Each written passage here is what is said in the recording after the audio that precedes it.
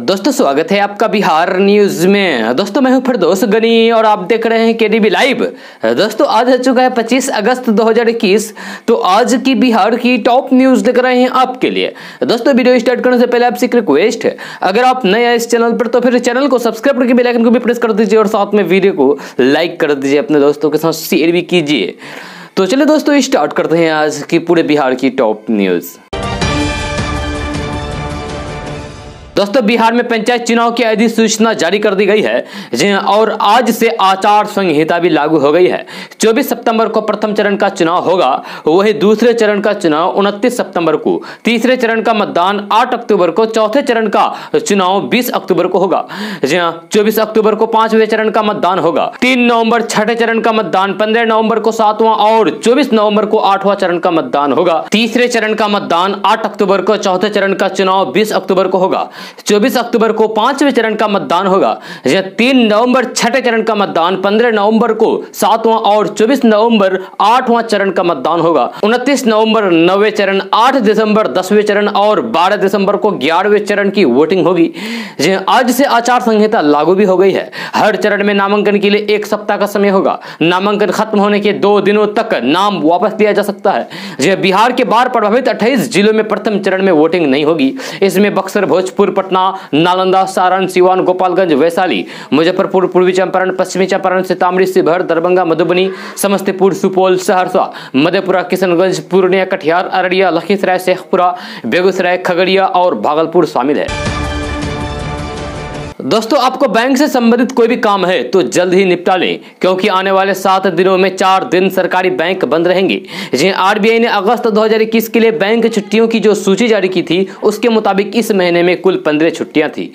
अब इस माह 4 छुट्टियां बच गई है। इस महीने के अंतिम हफ्ते में 4 दिन यानी कि 28 से 31 अगस्त तक बैंक बंद रहेंगे। 28 अगस्त को इस महीने के चौथे शनिवार की छुट्टी रहेगी। 29 अगस्त को रविवार है, जिसके चलते पूरे देश के सभी सरकारी बैंक बंद रहेंगे। वहीं 30 अगस्त 2021 श्री कृष्ण जन्माष्टमी के उपलक्ष्य में देश के अधिकतर शहरों में बैंक बंद रहेंगे। हालांकि जरूरी नहीं इन छुट्टियों की वजह से आपके शहर में भी बैंक बंद रहे, क्योंकि रिजर्व बैंक यानी कि आरबीआई अलग अलग राज्य में वहां के स्थानीय त्योहारों की वजह से अलग अलग जोन के लिए बैंकों की छुट्टियों की लिस्ट जारी करता है। दोस्तों सरकार ने खुले में कचरा फैलाने पर कार्रवाई कराने के लिए 13 अधिकारियों को अधिकृत कर दिया है। अगर कोई खुले में कचरा फैलाता हुआ पाया जाता है तो उस पर 250 रुपए से लेकर 5000 रुपए तक जुर्माना लगाया जाएगा। यह स्वच्छता को लेकर केंद्र और राज्य सरकार ने काफी सख्त नजर आती है, वहीं अब इसमें और सख्ती होने जा रही है। दरअसल अब खुले में थूकना, कचरा फैलाना, किचन का वेस्ट पानी बहाना, सीवरेज का पानी सड़कों पर बहना और खुले में शौच करना लोगों के लिए महंगा पड़ सकता है। अगर कोई इनमें से कोई भी काम करता पाया जाता है तो फिर उस शख्स से 250 रुपए से लेकर करीब 5000 रुपए तक का फाइन लिया जा सकता है। यह सॉलिड वेस्ट मैनेजमेंट एक्ट को सख्ती से लागू करने के लिए सरकार ने 13 अधिकारियों को ऑथराइज्ड किया है। इस एक्ट को साल 2019 में लागू किया गया था, लेकिन अभी तक इसके तहत एक भी कार्रवाई नहीं की गई। दोस्तों मुख्यमंत्री कन्या उत्थान योजना के तहत बिहार में छात्रों को सरकार की तरफ से प्रोत्साहन राशि दी जाती है। यह शिक्षा विभाग ने पहली किस्त के रूप में 30 करोड़ रुपए की राशि जारी कर दी है। इसे राज्य की स्नातक पास अविवाहित लड़कियों और इंटर पास की हुई लड़कियों में बांटा जाएगा। बिहार में इंटर और स्नातक पास अविवाहित लड़कियों को मुख्यमंत्री कन्या उत्थान योजना के तहत प्रोत्साहन राशि दी जा रही है। वैसी लड़कियां जो ग्रेजुएट हो चुकी है और अविवाहित है, उन्हें सरकार की तरफ से 50-50 हजार रुपए दिया जाएगा। यह बिहार में इसके लिए पात्र करीब 12,000 लड़कियां हैं। वहीं इंटर पास की हुई लड़कियों को सरकार की तरफ से 25-25 हजार रुपए की प्रोत्साहन राशि दी जाएगी। नीतीश कुमार के नेतृत्व में चल रही बिहार की सरकार लड़कियों की शिक्षा पर प्रमुखता से काम करती आई है। यह मुख्यमंत्री कन्या उत्थान योजना के तहत दी जाने वाली प्रोत्साहन राशि पर भी सरकार गंभीरता से नजर बनाए हुए है। योजना के काम में तेजी लाई जा रही है ताकि लाभार्थियों को प्रोत्साहन राशि उपलब्ध होने में देर नहीं हो।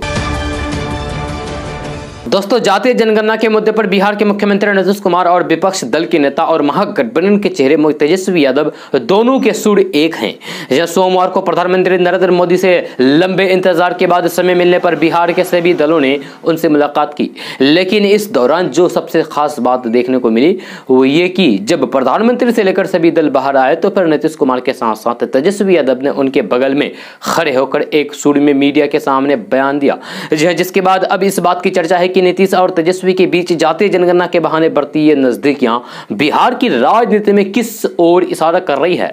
दरअसल ये भविष्य की राजनीति लकीर भी हो सकता है, क्योंकि जब पीएम से लेकर नीतीश कुमार सभी प्रतिनिधिमंडल के साथ बाहर आए तो नीतीश से अधिक व्यक्तित्व तेजस्वी यादव ने दिया, यानी कि बातचीत तेजस्वी यादव ने की। इससे यह संकेत मिल रहे हैं कि दोनों दलों ने जनता के बीच आरजेडी जेडीयू में दोस्ती का पैगाम देने की कोशिश की है। कैमरे में नीतीश और तेजस्वी काफी देर तक आपस में बातचीत करते हुए भी नजर आए। जातीय जनगणना मुद्दे पर बातचीत के बाद नीतीश कुमार ने कहा कि हम सभी लोगों ने जातीय आधार पर जनगणना की मांग की है। 10 पार्टी के कुल 11 लोगों ने मुलाकात की। सभी दलों का इस मामले पर एक मत है। जब बिंदुवार जानकारी पीएम के साथ साझा की है। इस दौरान नीतीश कुमार ने तेजस्वी यादव को लेकर एक बड़ी बात कहते हुए कहा कि विरोधी दल के नेता तेजस्वी यादव ने ही पीएम मोदी से बातचीत का प्रस्ताव दिया था, जो मुझे अच्छा लगा और हमने ये तय किया। आगे नीतीश ने मीडिया की ओर इशारा करते हुए कहा कि बाकी बातें जरा भी सभी लोग बोलेंगे। इसके बाद बिहार विधानसभा में नेता प्रतिपक्ष तेजस्वी यादव ने कहा कि ये ऐतिहासिक राष्ट्र हित में काम है, जिससे हाशिए पर पड़े लोगों को फायदा मिले। जब जानवरों की गिनती होती है तो फिर व्यक्तियों की गिनती क्यों नहीं होनी चाहिए। दोस्तों, बॉलीवुड के एक्टर खिलाड़ी अक्षय कुमार को किसानों के खिलाफ बोलना महंगा पड़ रहा है। जी हां, क्योंकि किसान की तरफ से अक्षय की नई फिल्म बेल बॉटम का पंजाब के सिनेमा घर में लगने पर विरोध हो रहा है। जब पंजाब के पटियाला और लुधियाना जिले सहित कई अन्य शहरों में सिनेमा घरों के बाहर किसानों ने धरना लगाया है। जी हां, किसानों ने कहा है कि अक्षय कुमार ने केंद्र सरकार के 3 नए कृषि कानूनों को लेकर अब तक पंजाब का कोई पक्ष नहीं लिया, इसीलिए अक्षय की कोई भी फिल्म पंजाब में नहीं लगने दी जाएगी। वहीं फिल्म देखकर बाहर आए लोगों को किसानों ने काली झंडियां भी दिखाई और सिनेमा हॉल मैनेजर को मांग पत्र भी सौंपा। किसानों ने कहा है कि यदि सिनेमा हॉल में से फिल्म बाहर नहीं हटाई गई तो कि सिनेमा हॉल के बाहर पक्का धरना दिया जाएगा। इस दौरान किसानों ने फिल्म बेल बॉटम का विरोध करते हुए नारेबाजी की और पंजाबियों को अक्षय की फिल्म न देखने की अपील भी की।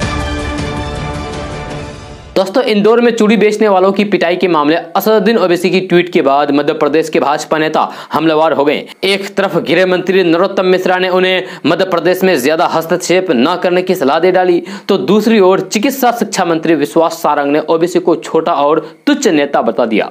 आपको बता दो कि इंदौर चूड़ी बेचने वालों की पिटाई मामले में ओवैसी ने नरोत्तम मिश्रा की बयानबाजी पर सवाल खड़ा करते हुए ट्वीट किया था और कहा था कि चुनी हुई सरकारें और उग्रवादी भीड़ में ज्यादा फर्क नहीं रहा। गृह मंत्री नरोत्तम मिश्रा ने ओवैसी के ट्वीट पर पलटवार करते हुए कहा है कि ओवैसी को बताना चाहता हूं कि ऐसे लोग जो अपने 2-3 पहचान पत्र रखते हैं वे अपराधी हैं, किसी को वुमेन से नहीं फैलने दिया जाएगा। वहीं चिकित्सा शिक्षा मंत्री विश्वास सारंग ने इंदौर मामले पर ओवैसी की टिप्पणी पर कहा है कि विघटन की राजनीति करने वाले देशद्रोही हैं ओवैसी।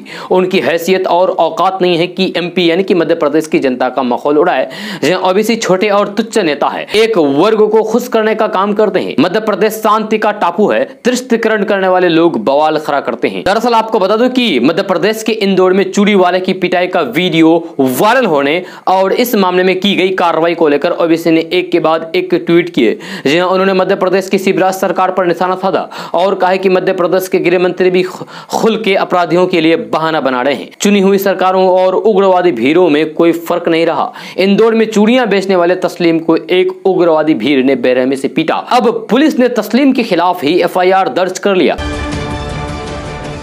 दोस्तों, बिहार के पूर्णिया में मंगलवार की सुबह लूट की बड़ी वारदात हुई है।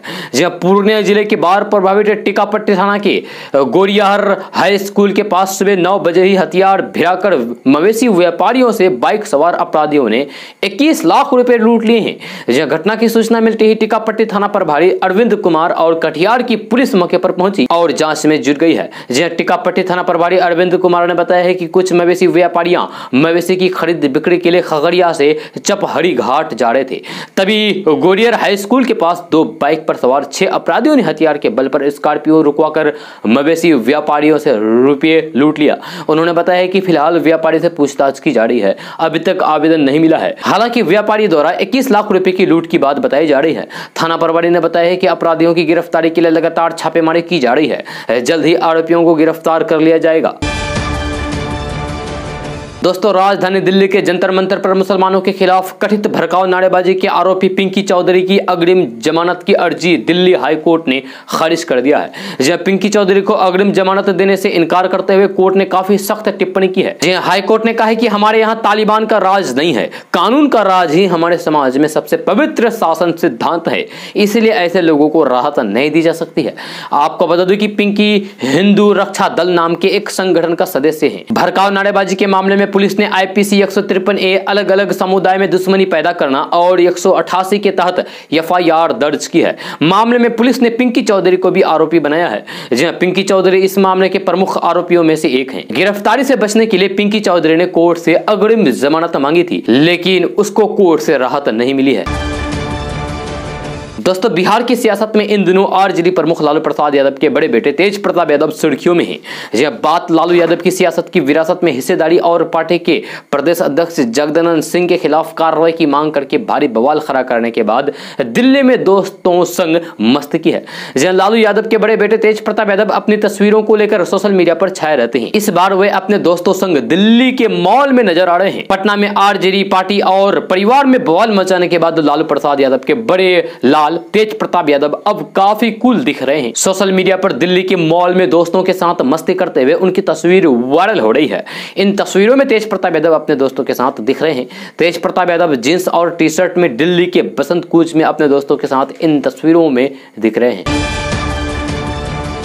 दोस्तों, बिहार में इस साल पंचायत चुनाव होने वाले हैं, लेकिन पंचायत चुनाव से पहले बिहार में दर्जन भर मुखिया जी चुनाव नहीं लड़ पाएंगे, क्योंकि कई घोटालेबाज जनप्रतिनिधियों की राह मुश्किल होने वाली है। इसको लेकर आयोग ने तैयारियां शुरू कर दी है। बिहार के कई पंचायतों में दर्जन भर मुखिया पर नल जल समेत कई योजनाओं में गड़बड़ी और घोटाले का आरोप है, जिन पर विभाग एफआईआर भी दर्ज करा चुका है। बिहार निर्वाचन आयोग ऐसे मुखिया को भी पंचायत चुनाव लड़ने से रोक सकती है। आपको बता दें कि औरंगाबाद जिले के मदनपुर और नगर के 2 मुखिया पर नल जल योजना में गड़बड़ी करने का आरोप है। इसका प्रस्ताव निदेशालय को भेज दिया गया है। वहीं 70 पंचायत सचिवों और 200 वार्ड सदस्यों को भी नोटिस भेजा गया है।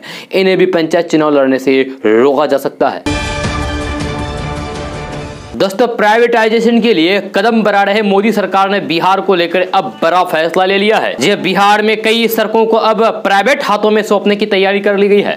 बड़ी खबर यह है कि पटना एयरपोर्ट का संचालन भी अब प्राइवेट हाथों में होगा। इसके अलावा पटना में प्राइवेट पैसेंजर ट्रेनें भी चलाई जाएगी। केंद्र सरकार ने कुल 13 तरह के सरकारी संपत्तियों में हिस्सेदारी बेचने या फिर उसे लीज पर देने का फैसला किया है। केंद्रीय वित्त मंत्री निर्मला सीतारमण ने नेशनल मोनेटाइजेशन पाइपलाइन की लॉन्चिंग के साथ इसकी घोषणा की है। सरकार ने तय किया है कि सरकारी संपत्तियों में हिस्सेदारी बेचकर या फिर संपत्ति को लीज पर देकर कुल 6 लाख करोड़ रुपए जुटाए। वित्त मंत्रालय ने सोमवार को इसका पूरा खाका पेश किया है। इस योजना को 2025 तक चरणबद्ध तरीके से चलाया जाएगा। पटना एयरपोर्ट को साल 2023 में प्राइवेट हाथों में सौंपने की तैयारी है। वहीं पटना जंक्शन से प्राइवेट ट्रेनें भी चलाई जाएगी। बिहार के 7 सड़कों को संचालन भी प्राइवेट हाथों में ही देने की तैयारी है। केंद्र सरकार पटना एयरपोर्ट को जब लीज पर देगी तो उसे 1000 करोड़ रुपए की राशि मिलेगी। मोदी सरकार ने देश के कुल 25 एयरपोर्ट को प्राइवेट हाथों में देने का फैसला किया है। जी हां, इनमें से 6 एयरपोर्ट इसी साल प्राइवेट हाथों में चले जाएंगे, जबकि 6 एयरपोर्ट अगले साल में। मोदी सरकार को उम्मीद है कि हाईवे को प्राइवेट हाथों में सौंपने से सबसे ज्यादा पैसा मिलेगा।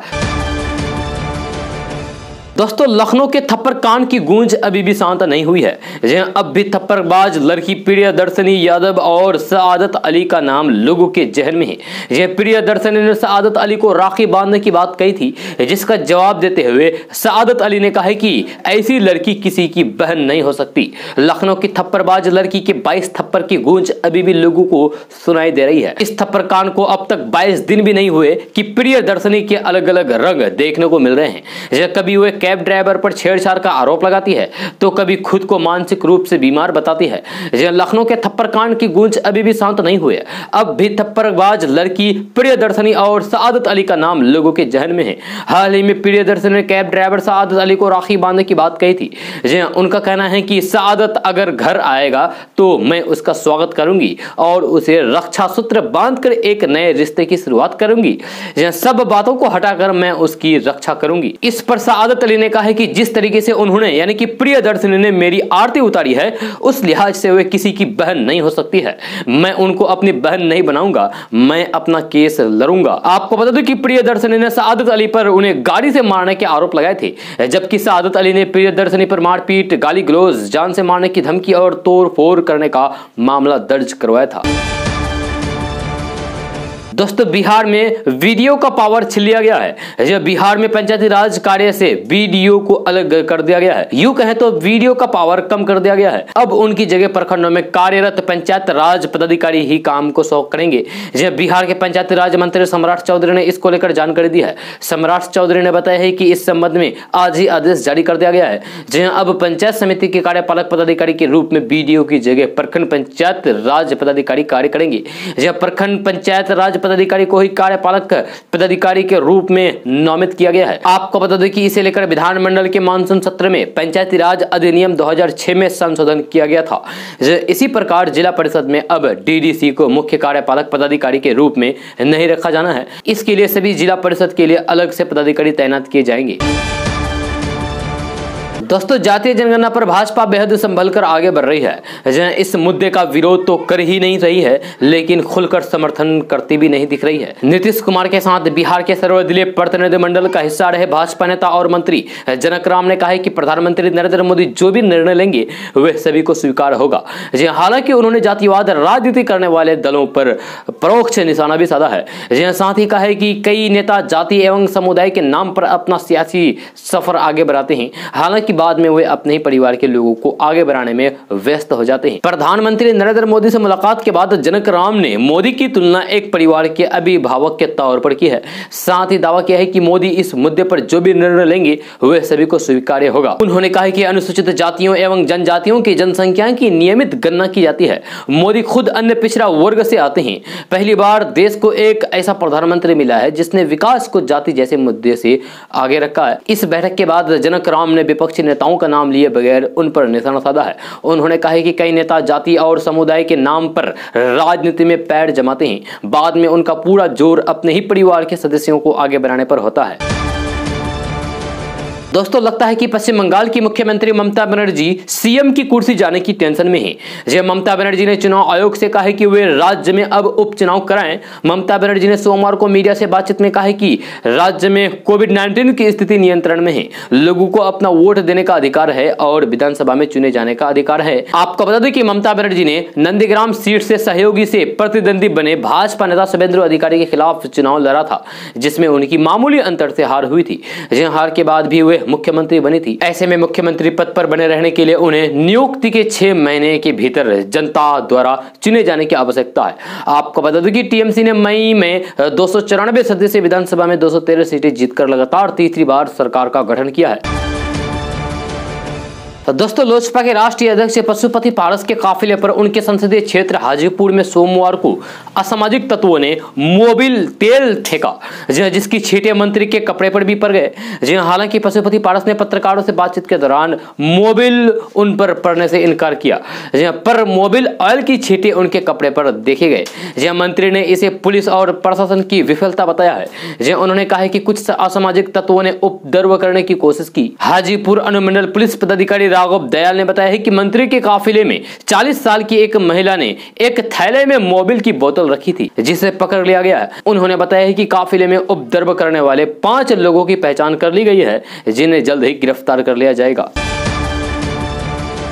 दोस्तों, सावन की महीने की विदाई के बाद बिहार में मानसून ने दोबारा दस्तक दे दी है। ऐसा माना जाता है कि सावन के महीने में अच्छी बारिश होती है, मगर बिहार में सावन के बाद मानसून बरस रहा है। बीते 3 से 4 दिनों की बात की जाए तो सीमांचल, मिथिलांचल, पटना सहित अन्य जिलों में रुक रुक कर अच्छी बारिश हुई है, जिससे उमस भरी गर्मी से लोगों को छुटकारा मिला। वहीं अगस्त के बचे हुए दिनों में भी अच्छी बारिश के आसार नजर आ रहे हैं। पटना मौसम विज्ञान केंद्र के मुताबिक इन दिनों मानसून की ट्रफ लाइन बीकानेर, दिल्ली, बरेली, गोरखपुर, दरभंगा, जलपाईगुड़ी होते हुए उत्तर पूर्व असम की ओर से गुजर रही है। वहीं एक चक्रवात जो दक्षिणी पश्चिमी बंगाल की खाड़ी के पास था वह अब खिसक करके तमिलनाडु तट के पास स्थित है। इसी के प्रभाव से बिहार में अच्छी बारिश हो रही है। विशेष रूप से उत्तर बिहार के इलाकों में अच्छी बारिश होने के आसार हैं। इनमें पूर्वी चंपारण, पश्चिमी चंपारण, सीतामढ़ी, अररिया, सुपौल, किशनगंज, कटिहार आदि जिले शामिल है। हालांकि गौर किया जाए तो उत्तर बिहार का ही इलाका इन दिनों बाढ़ की चपेट में आया हुआ है। जब पूरे बिहार की स्थिति पर नजर डालें तो इस वक्त 26 जिले बाढ़ की चपेट में हैं।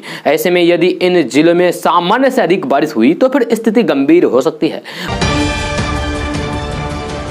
दोस्तों, बिहार में कोरोना की दूसरी लहर थमने के बाद अनलॉक की प्रक्रिया जारी है। जब बिहार सरकार फिलहाल बिहार में अनलॉक 5 के साथ चल रही है। अनलॉक 5 की मियाद आगामी 26 अगस्त को खत्म होने वाली है और अब बिहार में अनलॉक 6 को लेकर तैयारियां शुरू हो गई है। माना जा रहा है कि आज या फिर कल क्राइसिस मैनेजमेंट ग्रुप की बैठक हो सकती है। इस बैठक में सरकार यह फैसला लेगी कि आगे अनलॉक 6 में किस तरह की छूट दी जाए। यह बड़ा सवाल यह है कि क्या अनलॉक 6 में बिहार सरकार धार्मिक स्थलों को खोलने की मंजूरी देगी।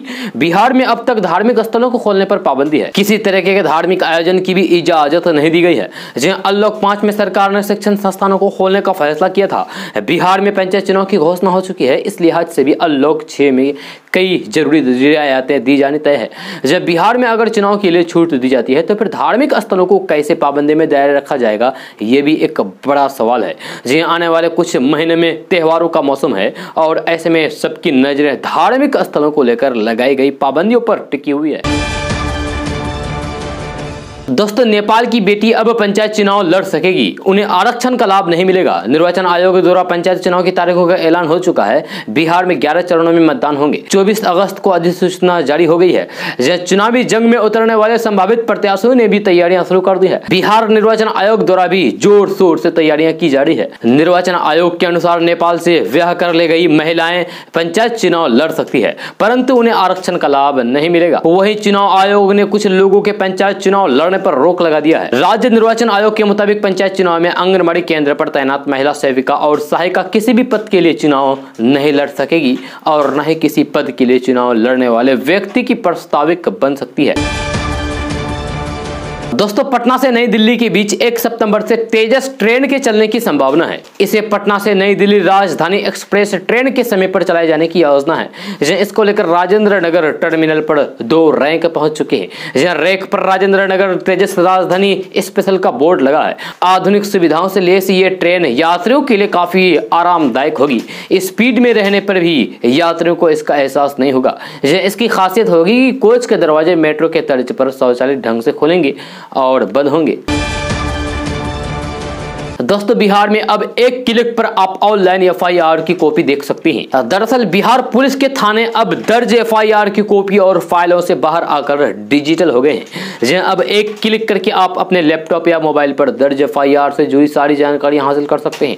इसके लिए आपको SCRB यानी कि स्टेट क्राइम रिकॉर्ड ब्यूरो के पेज पर जाना होगा। इसके बाद जिला और फिर अपने थाना का नाम चयन करके आप न केवल एफआईआर की कॉपी देख सकते हैं बल्कि उसे डाउनलोड करके प्राप्त भी कर सकते हैं। इसमें प्राथमिक की संख्या के अलावा जिस दिन प्राथमिकी दर्ज होगी उस दिन की तारीख भी होगी। इसके अलावा शिकायतकर्ता का नाम और आरोपित का पूरा पता भी होगा। जब बिहार पुलिस मुख्यालय के अधिकारियों की माने तो crime and criminal tracking network and system के तहत बिहार के 1064 थानों को जोड़ना है। जब फिलहाल 900 से अधिक थाने इससे जुड़ चुके हैं और अगले 1-2 महीने में बाकी के थाने भी इस नेटवर्क से जुड़ जाएंगे। ये पहले ही स्पष्ट किया जा चुका है कि इसका मकसद पुलिस के काम में पारदर्शिता लाने के अलावा कार्य प्रणाली में सुधार करना है। दोस्तों, बिहार में बाढ़ का प्रकोप जारी है। हालांकि बाढ़ का पानी अब उतरने लगा है। नदियों में उफान भी अब शांत है, लेकिन इलाकों से पानी निकलते ही डायरिया का प्रकोप शुरू हो गया है। जी पटना और भागलपुर समेत कई जिलों के अनेकों इलाके हाल के दिनों से जलमग्न हैं। जिन लोगों का घरों से बाहर निकलना मुश्किल हो गया है। जब पानी घरों के अंदर प्रवेश कर चुका है, वहीं अब जब पानी बाहर निकलना शुरू हुआ है तो फिर नई परेशानी सामने आ गई है। जब पटना जिले के 12 प्रखंडों में डायरिया का संकट पैदा हो गया है। जब पैदा होता दिख रहा है, जिसके कारण स्वास्थ्य विभाग की परेशानी भी बढ़ गई है। यह बाढ़ का पानी निकलने के साथ ही पटना के कई इलाकों में डायरिया के मरीज मिलने शुरू हो गए हैं। यह स्वास्थ्य विभाग ने अभी से ही चुस्ती बढ़ा दी है और 23 क्विक रिस्पांस मेडिकल टीम का गठन भी कर दिया है, जहां अस्पताल के प्रभारियों और अधीक्षक को अलर्ट जारी कर दिया है। बाढ़ प्रभावित अस्पतालों में तैनात डॉक्टरों को सतर्क रहने के निर्देश दिया गया है। जब ब्लीचिंग पाउडर का छिड़काव भी शुरू कर दिया गया है। लोगों से खास अपील की गई है कि उन्हें अगर किसी इलाके में डायरिया फैलने की जानकारी मिलती है तो फिर संबंधित पीएचसी को सूचित करें। जिला नियंत्रण कक्ष के टेलीफोन नंबर 0612221981 पर सूचना भी दे सकते हैं। दोस्तों, जातिगत जनगणना की मांग को लेकर कल जहां मुख्यमंत्री नीतीश कुमार के नेतृत्व में सर्वदलीय शिष्टमंडल ने प्रधानमंत्री नरेंद्र मोदी से दिल्ली जाकर मुलाकात की, वहीं भाजपा के प्रदेश कोषाध्यक्ष और एमएलसी दिलीप जायसवाल ने जातिगत जनगणना को राजनीतिक दुकानदारी बता दिया है। जहां पूर्णिया में प्रधानमंत्री गरीब कल्याण अन्न योजना के कार्यक्रम में उप मुख्यमंत्री तारकिशोर प्रसाद और एमएलसी दिलीप जायसवाल पहुंचे थे। इस दौरान उप मुख्यमंत्री तारकिशोर प्रसाद ने कहा कि विधानमंडल के प्रस्ताव पास करके जातिगत जनगणना के मुद्दे पर मुख्यमंत्री नीतीश कुमार के नेतृत्व में सर्वदलीय शिष्टमंडल प्रधानमंत्री से मिलने गया है। जब प्रधानमंत्री से मिलने के बाद क्या चर्चा होती है, इस पर पूरे देश को जानकारी मिली है। लेकिन दूसरी ओर बीजेपी की एमएलसी दिलीप जायसवाल ने कहा है कि पिछले 75 सालों से जाति के आधार पर सिर्फ जनता को मूर्ख बनाया जा रहा है। उन्होंने कहा कि सरकार आरक्षण का कोटा बढ़ा नहीं रही है, जबकि आरक्षण में कई जातियों को शामिल कर दिया गया है। उन्होंने कहा कि रोटी उतनी ही, जबकि खाने वाले काफी बढ़ गए हैं। एक ही नाव पर कितने लोगों को सरकार सवार करेगी? दिलीप जायसवाल ने कहा है कि यह सिर्फ राजनीतिक दुकानदारी है। आने वाले दिनों में जब जनता पूछेगी तब सरकार के गाल पर बड़ा तमाचा पड़ेगा। दोस्तों, गया जिला ने जल जीवन हरियाली अभियान में एक बार फिर से प्रथम स्थान प्राप्त किया है। इस बात की जानकारी सोमवार को समीक्षा बैठक के दौरान उप विकास आयुक्त सुमन कुमार ने दी है। उन्होंने जोर देकर कहा है कि इसे बनाए रखने के लिए सबको लगातार मेहनत करने की जरूरत है। जिला को 64.94 फाइनल अंक प्राप्त हुए। दोस्तों, भाजपा विधायक सुरेंद्र सिंह ने मंगलवार को देश में जातीय आधारित जनगणना की मांग को लेकर बिहार के मुख्यमंत्री नीतीश कुमार पर निशाना साधते हुए कहा है कि मैं नीतीश कुमार और अन्य लोगों से अनुरोध करता हूं जो सामाजिक न्याय की बात करते हैं, अगर वे वास्तव में अपने गरीब पिछड़े वर्ग के भाइयों के लिए न्याय चाहते हैं तो उन्हें और अन्य अमीर लोगों को आरक्षण कोटा से बाहर निकालना चाहिए। जब भाजपा विधायक ने कहा है कि ऐसा करने से पिछड़े वर्ग के गरीब लोगों को आरक्षण का लाभ मिलेगा। उनकी टिप्पणी नीतीश कुमार के नेतृत्व में 10 दलों के एक प्रतिनिधिमंडल द्वारा जाति आधारित जनगणना की मांग समर्थन में सोमवार को नई दिल्ली में प्रधानमंत्री नरेंद्र मोदी से मुलाकात के बाद आई है। दोस्तों, देश में कोरोना संक्रमण के खिलाफ टीकाकरण का अभियान जारी है। अब कोविड टीकाकरण के लिए स्लॉट की बुकिंग आप व्हाट्सएप के जरिए भी कर सकते हैं। आपको अब कोविन ऐप या आरोग्य सेतु ऐप से स्लॉट बुक करने की जरूरत नहीं पड़ेगी। जहां स्वास्थ्य मंत्रालय और माई गवर्नमेंट के अनुसार व्हाट्सएप पर my government corona help desk अब उपयोगकर्ता को अपने निकटतम टीकाकरण केंद्र का पता लगाने और अपनी वैक्सीन स्लॉट बुक करने का काम आप व्हाट्सएप के द्वारा भी आसानी से कर सकते हैं।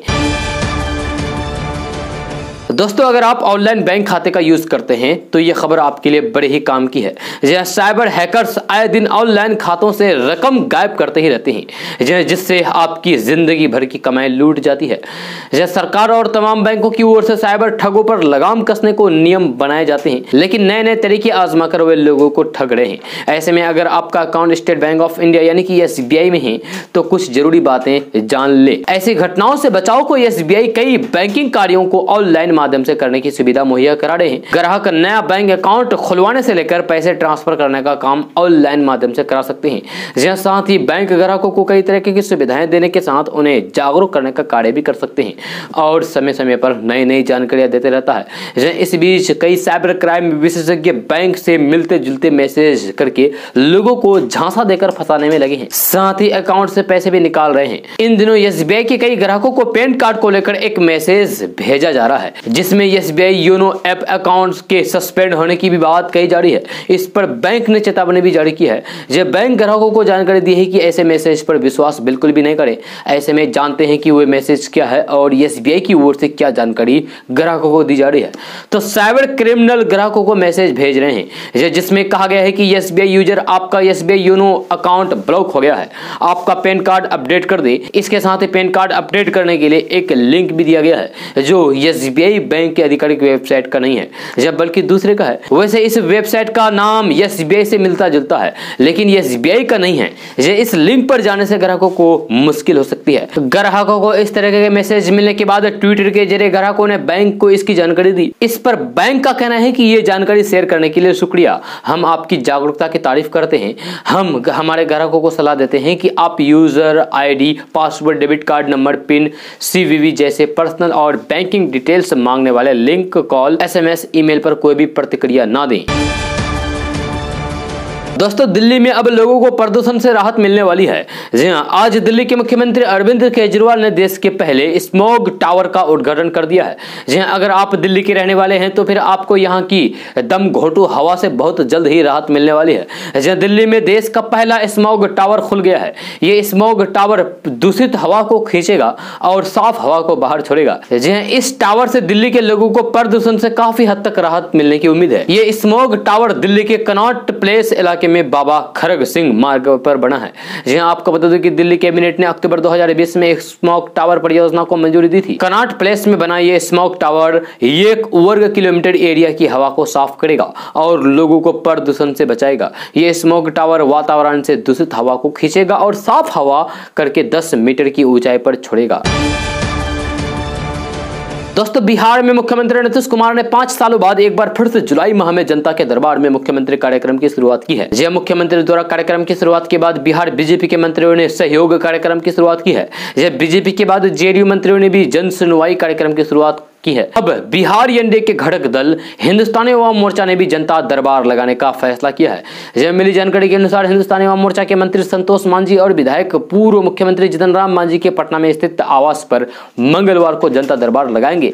इस संबंध में जानकारी देते हुए पार्टी प्रवक्ता दानिश रिजवान ने कहा कि हिंदुस्तानी अवाम मोर्चा के राष्ट्रीय अध्यक्ष और पूर्व मुख्यमंत्री जीतन राम मांझी और मंत्री संतोष मांझी के निर्देश पार्टी ने तय किया है कि पार्टी के मंत्री और विधायक हर मंगलवार को जनता से मिलेंगे और उनकी समस्या को सुनेंगे। जी हां, वहीं अधिकारियों को दिशा निर्देश देकर उनकी समस्याओं का समाधान करेंगे। जब पार्टी प्रवक्ता ने कहा है कि ये चीजें बहुत स्पष्ट है कि जनता ने हमें जो मैंडेट दिया है वह सेवा करने के लिए ही दिया है। उसी को ध्यान में रखते हुए हमारे नेता ने साफ तौर पर कहा है कि जनता की सेवा के लिए दिन रात काम करना होगा। इसी को ध्यान में रखते हुए यह फैसला लिया गया है। दोस्तों, अफगानिस्तान पर तालिबान के कब्जे और बढ़ते प्रभाव को देखते हुए भारत नेपाल सीमा पर चौकसी बढ़ा दी गई है। जिन्हें बदलते घटनाक्रमों को लेकर भारतीय सुरक्षा एजेंसियां और नेपाल की आर्मर्ड पुलिस फोर्स समन्वय स्थापित करके सुरक्षा व्यवस्था को और मजबूत करने में जुटी है। जिन्हें विशेष निर्देश के बाद सीमाई इलाकों में अतिरिक्त सतर्कता बढ़ती जा रही है। सशस्त्र सीमा बल यानी कि SSB को सतर्क किया गया है। खुफिया सूत्रों का कहना है कि तालिबान समर्थित संगठनों का कई देशों में नेटवर्क है। वे अपने प्रभाव को स्थापित और विस्तार देने के लिए उनका इस्तेमाल कर सकते हैं। दोस्तों, आज का न्यूज़ बस ये था। कैसा लगा जरूर अपना सुझाव दीजिएगा नीचे कमेंट बॉक्स में कमेंट करके। अगर आप नए आए इस चैनल पर तो फिर चैनल को सब्सक्राइब करके बेल आइकन को भी प्रेस कर दीजिए और साथ में वीडियो को लाइक कर दीजिए, अपने दोस्तों के साथ शेयर भी कीजिए। तो चलो दोस्तों, फिर मिलते हैं अगले वीडियो में। जय हिंद, जय बिहार।